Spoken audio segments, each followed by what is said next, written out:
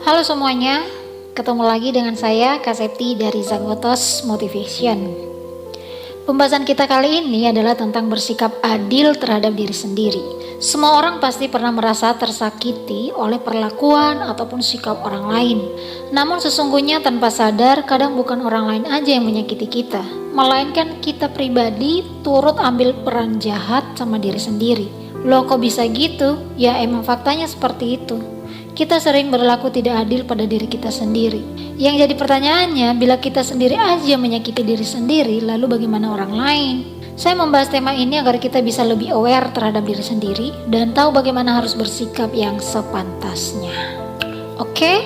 Namun sebelum kita lanjut, bisa bantu like dan di subscribe channel ini ya gengs, biar makin semangat bikin kontennya.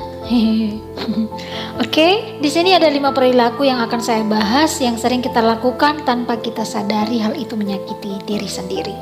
Di antaranya yang pertama, tidak berani menolak atau nggak berani speak up. Ini biasanya didasari oleh sikap nggak enakan sama orang lain.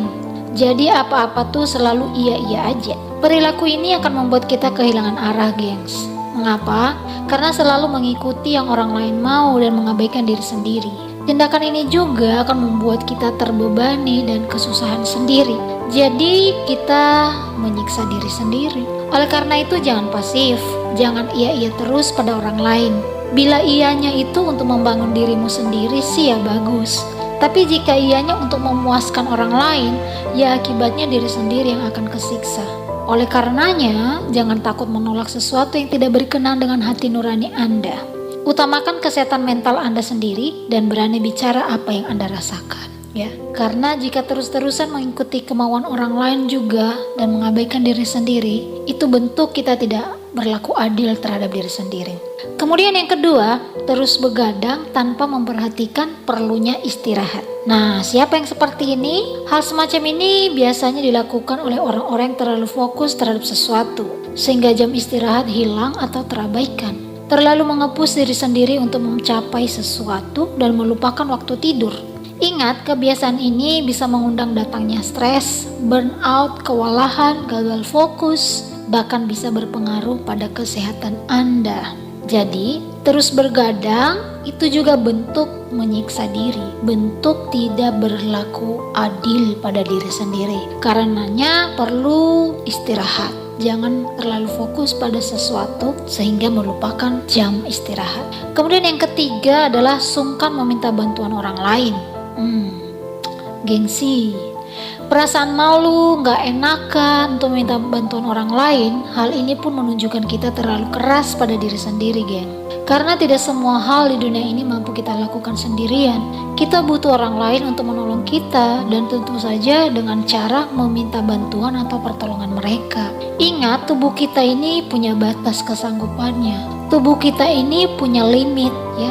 Tidak semua hal mampu kita tanggung. Tidak semua hal mampu kita jalani, mampu kita tangani.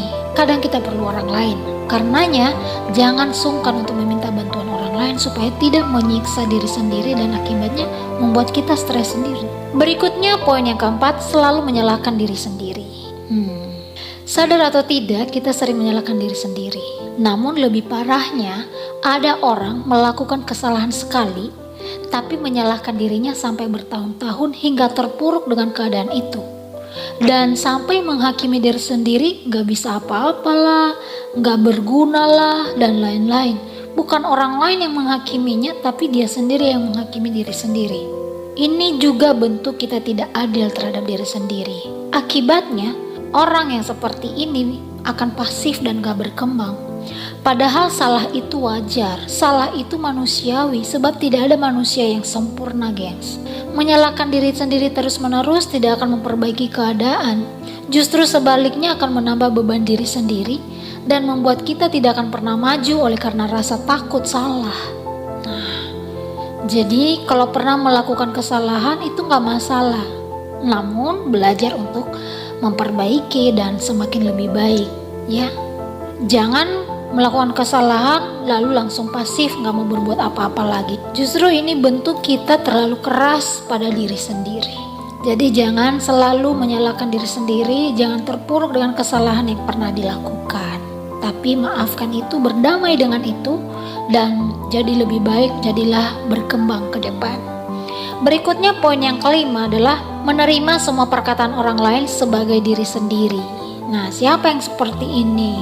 Teman-teman, tidak bisa dipungkiri terkadang orang lain dengan enaknya memberikan penilaian tentang diri kita, walau tidak mengenal diri kita sepenuhnya. Meskipun begitu, apapun penilaian orang lain, yang tahu diri kita sendiri adalah kita. Karenanya setiap penilaian atau cap negatif dari orang lain, jangan menerima itu sebagai diri kamu. Dengan kata lain, abaikan perkataan yang tidak membangun Anda. Abaikan cap atau penghakiman-penghakiman yang ditujukan kepada kamu. Itu nggak penting, gengs. Bila kamu menerima itu, lalu membuatmu terpuruk, maka sama aja Anda sendiri yang menyakiti diri sendiri. Orang lain asal bicara, orang lain asal mengeluarkan kata-kata, tapi kamu sendiri, responmu sendiri yang akan menentukan kamu menerima itu sebagai dirimu sendiri atau kamu mengabaikan dan menolak itu.